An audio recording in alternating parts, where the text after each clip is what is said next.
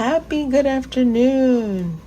Another beautiful day. It's a little cool out. The fall is here and it is cool out. 60 degrees. Had my little church session. But today I'm preparing quinoa today. I said I wanted to do it. You can get it different places. You know, you got friends that like after church that want to go out to eat. And you have to be patient and recognize that when you are doing something to sustain your health and life, and they want to have shrimp and oil and eggs and cheese and, all the ingredients that you use to make a dish, it's just different. So you don't find a lot of restaurants that are geared towards health. So anyway, I've decided to come home and to cook. So this is quinoa.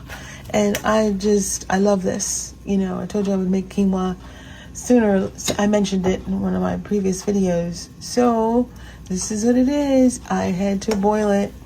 Well, I cleaned it, and then I'm deciding that I'm using to put it in my rice cooker. You can wash it off for a couple minutes, and then you just do the servings. 1 cup of quinoa to 2 cups of water, and then you can sprinkle in some salt, I guess, to keep it from sticking. So I'm going to use a little red crushed peppers. As you can see what I have in here, I might throw in some beans. But the red crushed pepper just gives it that little kick. I did put my paprika in it, but I'm just going to sprinkle some in, as you see. Not too much. I don't want to overdo it. Oop, that's a lot.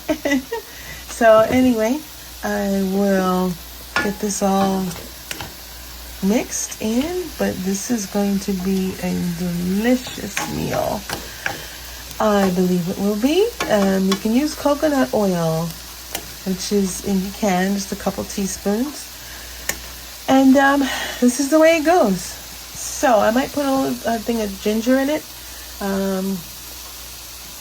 And I wanted to also say, I did put in my oven, here, I have sweet potatoes, because I want to put some pesto on it, and that'll be one of my lunches, one of my dinners, probably, or lunch for the week when I'm in school, and I'm working. So anyway, here it is. I'm going to probably put some beans in it, maybe a little bit more kale, but this is my meal, and it's going to be wonderful. You can see all the beautiful bright colors.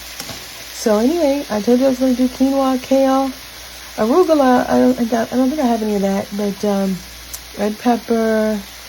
I do have some squash. I think I'll cut that up, just put a little bit in there. I do have some mushrooms, but this is overall it.